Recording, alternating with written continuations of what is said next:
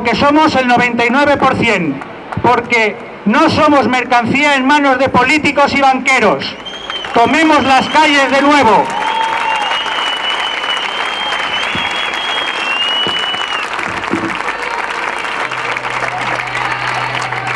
Denunciem les polítiques contra les persones immigrants que fugen de la pobresa i la violència que el nord provoca als seus països d'origen i que així són víctimes de repressió policial i discriminació institucional.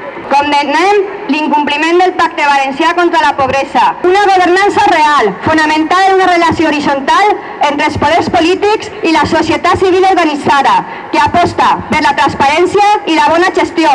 Tasa d'atur del 23% i una hiperprecarització de les condicions laborals, fer fora dels seus habitatges a persones treballadores i perseguir-les per un deute il·legítim durant la resta de les seues vides és un dels actes més violents que poden patir els éssers humans.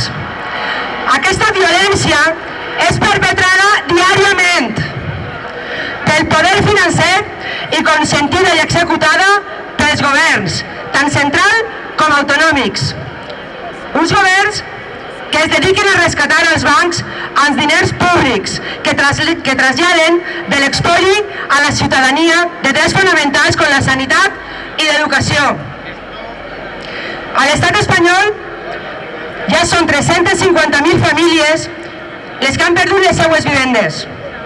Les previsions són que ho faran un total de 500.000 fins al 2015. Això és una autèntica barbàrie,